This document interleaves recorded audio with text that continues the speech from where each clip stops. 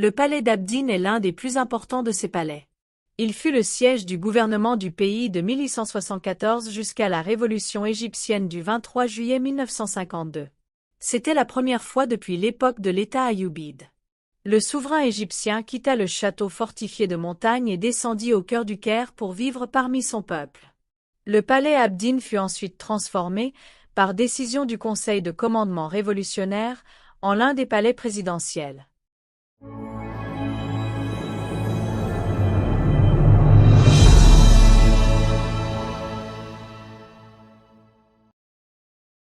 La construction du palais Abdin faisait partie du plan du khedive Ismaïl visant à construire un Caire moderne semblable aux villes européennes.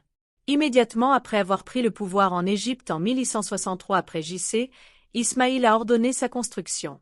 Le nom du palais remonte à Abdin Bey, l'un des commandants militaires sous le règne de Muhammad Ali Pacha, qui possédait un petit palais dans un endroit.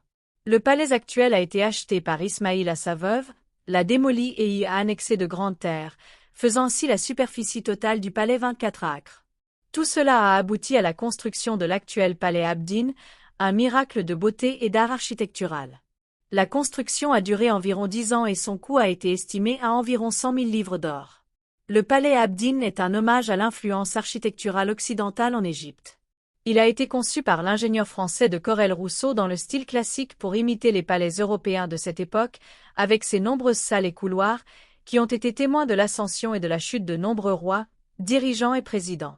Le khedive engagea des architectes et des artistes de plusieurs pays pour achever la construction du palais avant l'ouverture du canal de Suez en 1869. Le nombre de pièces atteignit 500.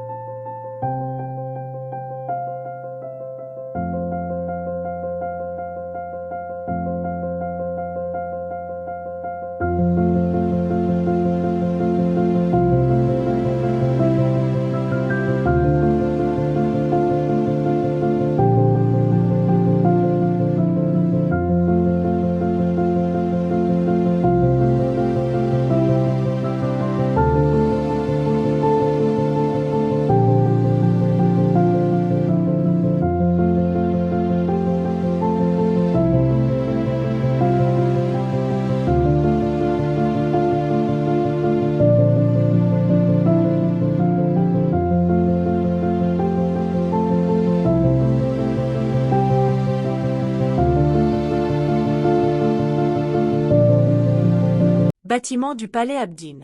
Le khedive Ismaïl a chargé l'ingénieur français Corel-Rousseau de développer les plans du palais.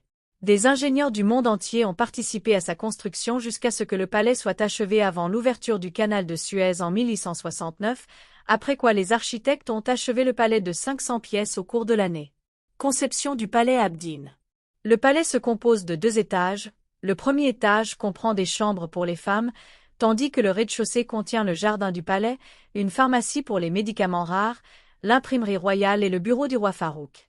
La salle Muhammad Ali est également la salle la plus grande et la plus luxueuse du palais d'Abdin.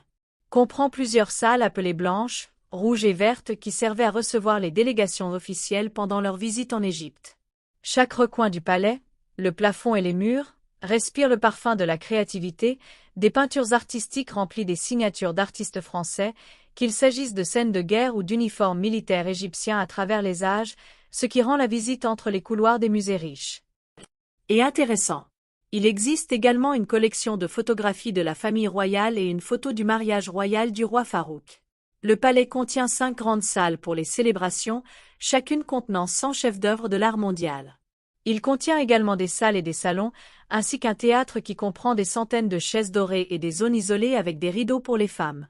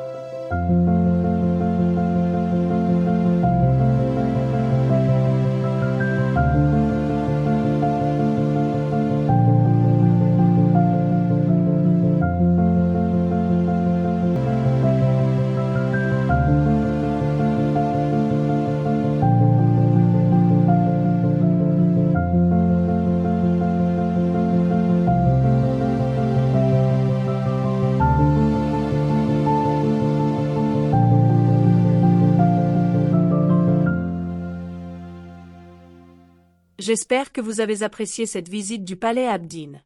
Je vous demande de soutenir la chaîne, de vous abonner et d'aimer la chaîne afin que je puisse vous proposer quelque chose qui vous rendra heureux. Merci, à bientôt dans une nouvelle vidéo.